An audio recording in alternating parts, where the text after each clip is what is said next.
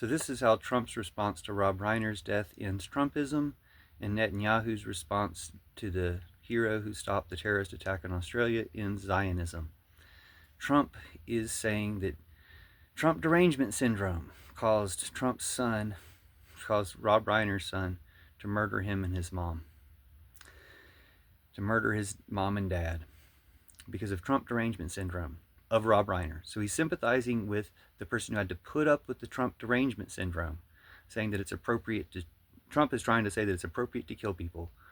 for having Trump derangement syndrome, sympathizing with the killer. Now, that is going to end Trumpism. We've even seen Republicans speaking out against that, against Trump's response. The way I looked at it, even before I heard that, Trump's responsible for not having appropriate recovery options if this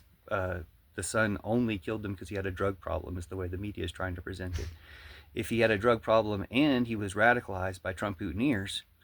he was pushed forward to do this by either Groyper terrorist networks like the Fall Guys and other actual shooters that the Timu KGB FBI is protecting, or the Timu KGB FBI themselves or CIA themselves, like the DCIA shooter, that he could have been radicalized by one of these terrorist networks that Trump is in control of. And that's why he killed his parents. That might come out, but even if all of that's just my imagination and all it was a family tragedy, the fact that Trump tried to make it about himself will ultimately come back on Trump.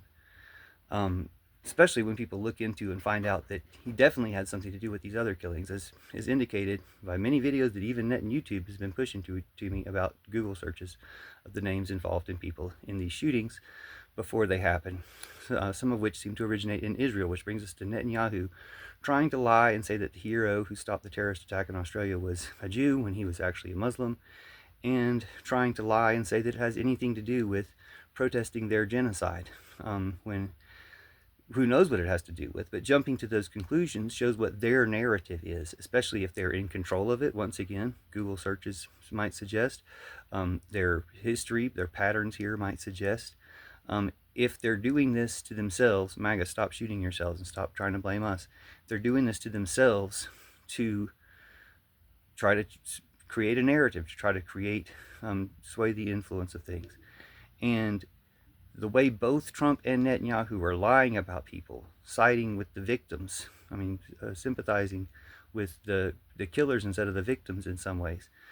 shows what side they're on, and that they're on the same side trying to use the same tactics against all of us. So all of us need to be against Trump and Putin and Netanyahu.